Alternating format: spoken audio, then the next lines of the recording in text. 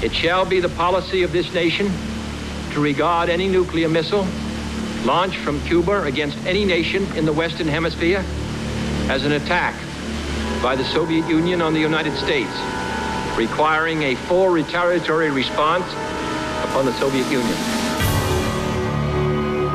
On the evening of October the 22nd, 1962, American President John F. Kennedy announced the Soviet Union was building missile bases on Cuba, just 90 miles from mainland America. We are calling tonight for the prompt dismantling and withdrawal of all offensive weapons in Cuba under the supervision of UN observers. In a televised address to the American people, he warned these sites must be dismantled, the missiles removed, or America would take steps to defend herself. We will not prematurely or unnecessarily risk the course of worldwide nuclear war, in which even the fruits of victory would be ashes in our mouth. But neither will we shrink from that risk at any time it must be faced.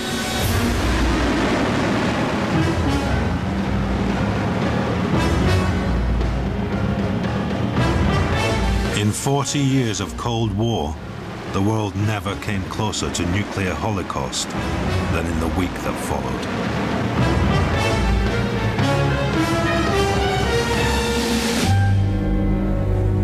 In the West, many people still remember the tension they felt then. But what's less well known is how people felt in the East, living in a closed society, the media tightly controlled by the Soviet system. Did ordinary Soviet citizens know how close the world was to war?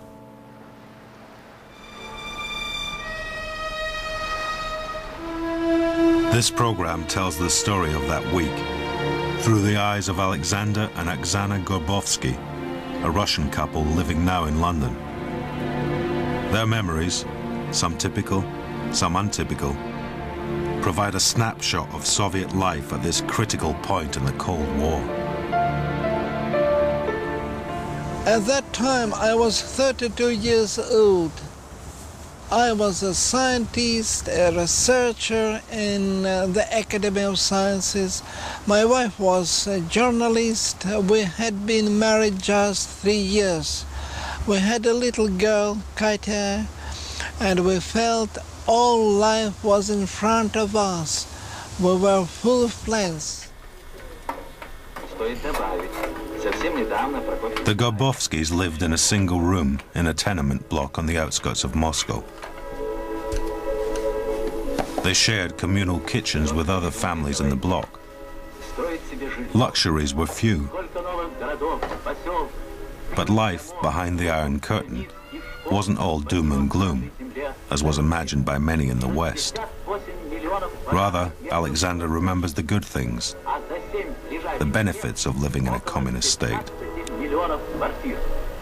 We had free medicine, we had free studies, and everything what we had, we believed was given to us by the Soviet system.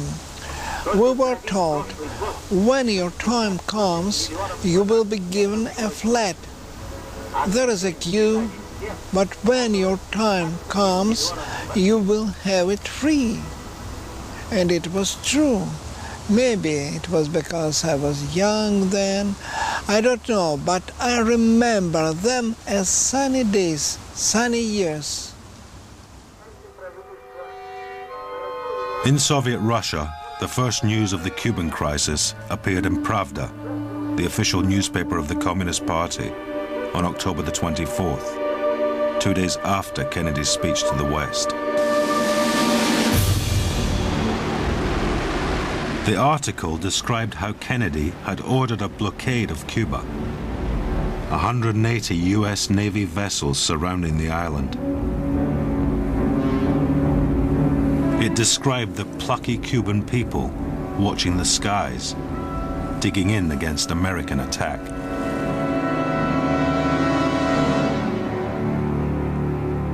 With no mention of Soviet missiles spotted on the island, the article seemed confusing. But I don't understand why. just says President Kennedy tries to justify his aggressive action by talking of an alleged threat to American national security from Cuba. Cuba's so tiny. It's a fly on America's nose. What threat can he mean? It doesn't say. Peace-loving states cannot fail to protest against Kennedy, this pirate who thinks international law does not apply to the USA, blah, blah. But people of all countries should understand, behaving so irresponsibly, the USA takes a step along the route to unleashing a world thermonuclear war. It's just the usual. This time it sounds more serious.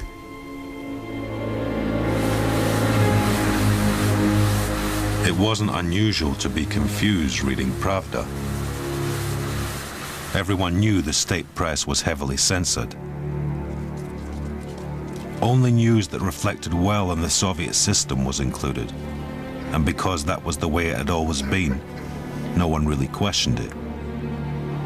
As Alexander explains, the art with Pravda was to read between the lines.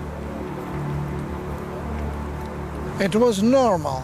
You looked for clues in what was said and what was left unsaid.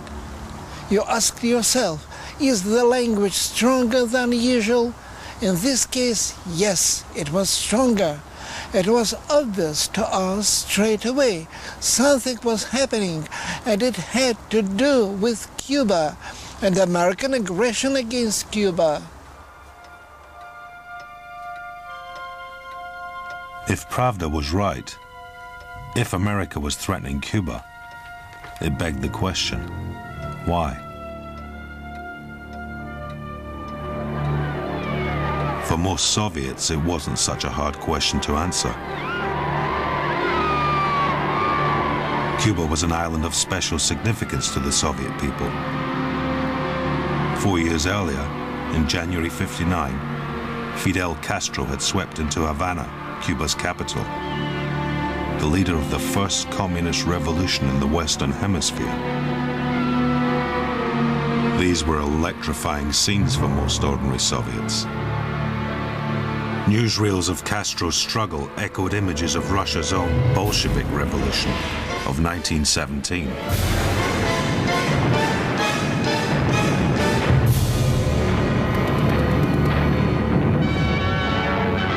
But if Castro was a hero to the Soviets, to the Americans he was quite the opposite. Says Castro, the Cuban revolutionary government has no reason to offer explanations to America or to anyone except the people of Cuba. In 1961, Kennedy had allowed the CIA to organize a ragtag army of Cuban right-wingers in an attempt to overthrow Castro. It was an embarrassing failure. Soviet propaganda showed capitalist America huffing and puffing with anger, desperate to remove this pocket of communism in their own backyard. If Pravda now spoke of further American aggression against Cuba, it seemed to make perfect sense. You must understand our feelings for Cuba. It was like they were our brothers. I remember when Fidel Castro came to Moscow, I saw Khrushchev and Castro standing in the car, driving through the streets, and we were waving, greeting them, and it felt almost personal. They were so close. The distance between me and them was no greater than me to you. They were our brothers. And so we thought, after that fiasco the year before, the Americans are just trying to find a new reason for occupation, invasion, whatever. But this picture of Cuba and the Soviet Union standing side by side against American aggression tells only half the story. What then was the story from America's point of view? Over 3 years, they'd watched the friendship between Cuba and the Soviet Union. how trade deals had led to arms deals. If Khrushchev supplied Castro with defensive weapons, guns, tanks, that was none of America's business. But what if, in return, Castro let Khrushchev use Cuba as a strategic base for offensive weapons to attack the USA? The CIA was ordered to keep an eye on the island. And on October the 14th, 1962, spy planes confirmed America's fears. The photographs showed missile transporters, fuel trucks, radar vans, nuclear warhead bunkers under construction. And intelligence reports informed Kennedy that at that very moment, more nuclear hardware was on its way. For 5 days, Kennedy had held talks with his National Security Council, reviewing the options, planning a response. The blockade was launched to intercept the arrival of any more missiles and to force Khrushchev to a public resolution of the crisis.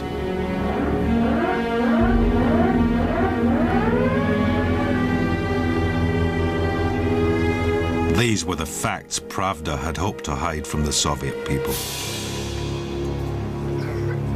But for some Russians, Alexander and Oksana included, there were other ways to find out the truth.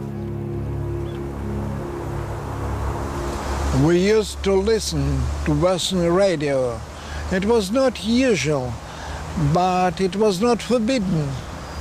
I had learned English at school.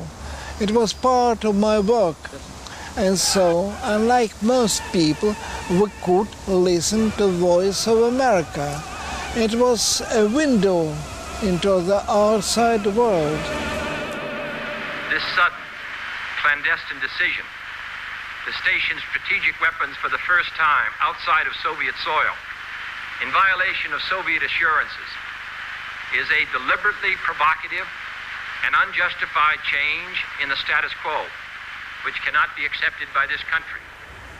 And what we heard, of course, was quite different to what we had read already in the Russian press. The Gorbovskis listened as the Americans took their case to the world. Do you, Ambassador Zorin, deny that the USSR has placed and is placing medium and intermediate range missiles and sights in Cuba? Yes or no?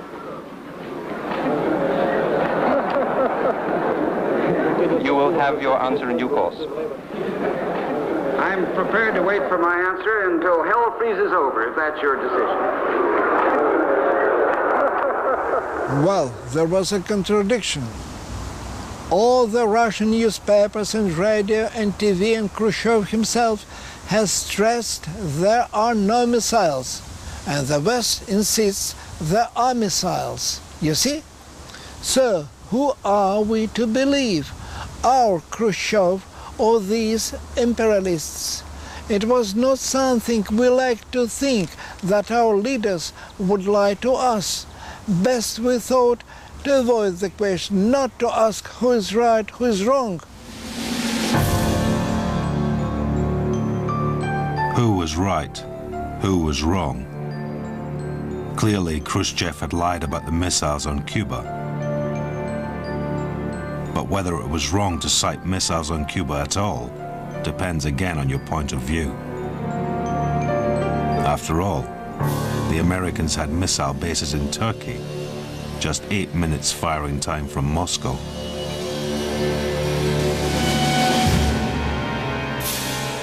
Five months earlier, Khrushchev had been walking on the Black Sea coast, across the water from Turkey. As his speechwriter later remembered, it was pointed out to him that American bases able to wipe out Kiev, Minsk, Moscow were located just on the opposite shore. Khrushchev turned and asked, "So why cannot we have bases close to America? What is the reason for this inequality?" You see, we were sure that it was only the Americans or American imperialists who were threatening the world. All of us believed this. I remember one moment as a student at that time, this must have been 59, a girl student in my group. It was a sunny spring. She was just sitting at the window looking over the woods and trees. She said, "Such nice weather. It is a pity the Americans are going to bombard us with their atomic bombs." Just a general comment. Mutual fear had started the Cold War and kept it going. In October 1962, that mutual fear brought the world to the brink of war.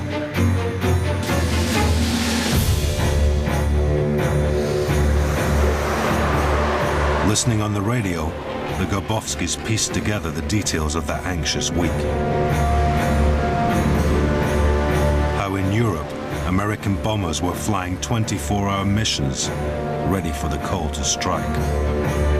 How in Florida, the nearest mainland to Cuba, the biggest American invasion force since the Second World War had assembled. But it was the blockade which focused fear the most. The seemingly inevitable confrontation between the American Navy and Soviet ships carrying military cargoes. If Khrushchev refused to turn the ships around, the result would be catastrophic. I have taken the necessary steps to deploy our forces to be in a position to make effective deploying. What news? The forces under my command, that is to say under the command of the President, are ordered to interdict. I don't know. There are submarines, our submarines, and ships getting closer to the blockade lines. Khrushchev says if they stop the subs will fire. He says we don't want a war, but if Kennedy starts a war, we'll all meet in hell.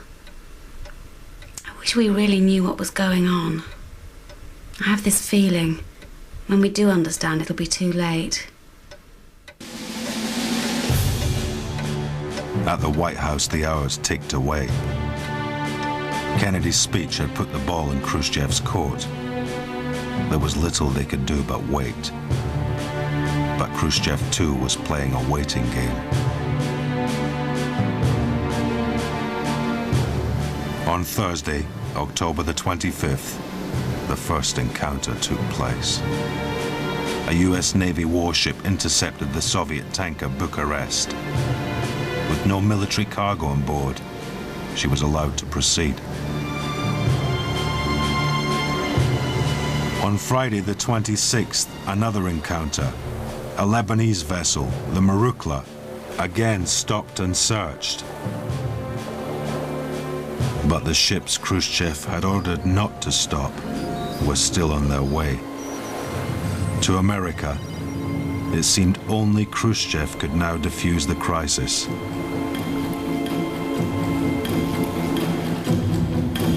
On Saturday the 27th, Pravda carried an article from its observer in New York describing the tension there. Panic buying had begun. The fear of nuclear war was almost tangible. The Americans buy newspapers like mad and read the latest news immediately. They listen to the radio. They stick to their TV screens. Parents want to take their children out of the city. What is going to happen? That's the question on everybody's mouths.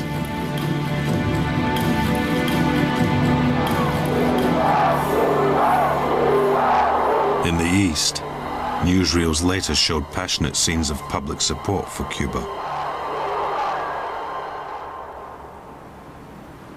But the reality in the streets of Moscow was different, almost calm. Why? Because being told this was a crisis over Cuba, not about Soviet missiles on Cuba, ordinary Russians had less reason to feel frightened. Alexander, who knew so much more than most, remembers the unreal mood. It was strange. At the academy, You know, this man is having a baby, that man is expecting a promotion, his car must be repaired, just life, you know, going on. I talked with some people, we had a smoking room, we went and talked. They said, they remember the last war. They said, we will survive, you will be an interpreter, you will be all right. Not thinking what kind of war this will be. At home, though, with my wife, it was different. I'll get tickets tomorrow, before the panic strikes. Where to? Kiev? You could stay with my aunt. Not Kiev.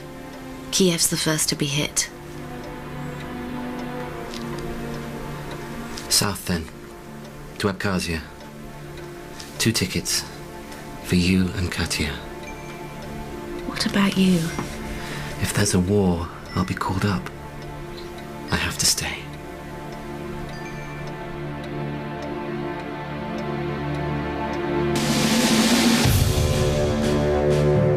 On the 27th of October, 5 days after Kennedy's speech, Khrushchev offered a deal.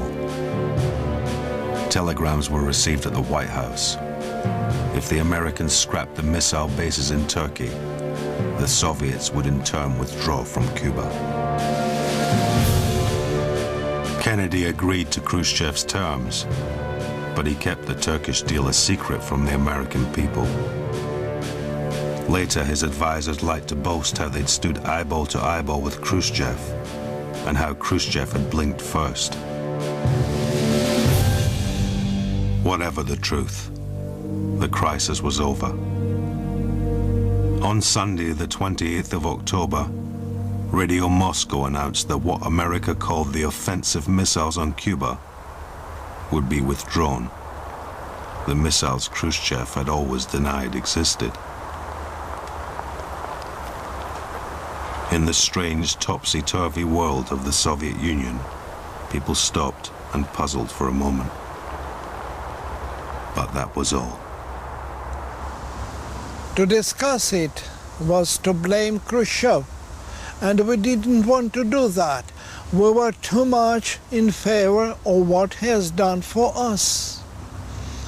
He was our reality, Khrushchev. We had no choice of any other reality. The feeling was, now it's over, thank God. Let us just get on with living, continue with our everyday lives. The week that followed.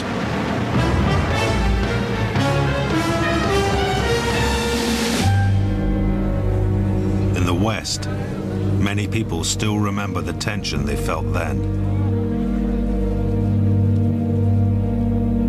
But what's less well known is how people felt in the East, living in a closed society, their media tightly controlled by the Soviet system.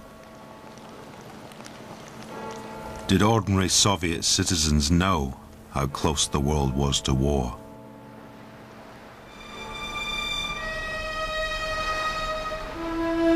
This program tells the story of that week through the eyes of Alexander and Oksana Gorbovsky. Of all offensive weapons in Cuba, under the supervision of UN observers. In a televised address to the American people, he warned these sites must be dismantled, the missiles removed, or America would take steps to defend herself. We will not prematurely or unnecessarily risk the course of worldwide nuclear war, in which even the fruits of victory would be ashes in our mouth. But neither will we shrink from that risk. At any time, it must be faced.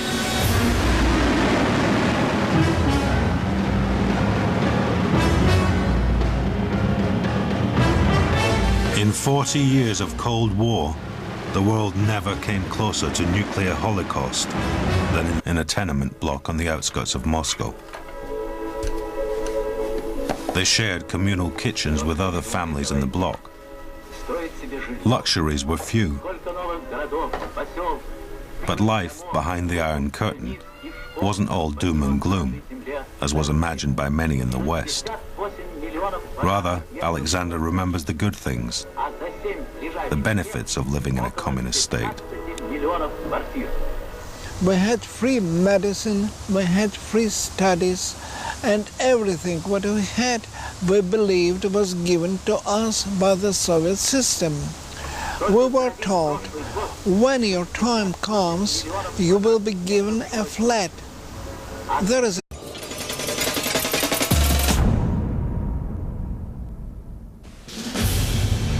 It shall be the policy of this nation to regard any nuclear missile launched from Cuba against any nation in the Western Hemisphere as an attack by the Soviet Union on the United States, requiring a full retaliatory response upon the Soviet Union.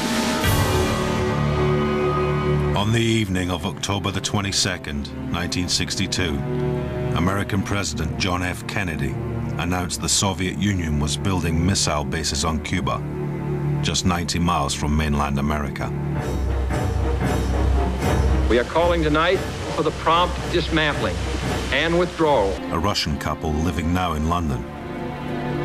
Their memories, some typical, some untypical, provide a snapshot of Soviet life at this critical point in the Cold War.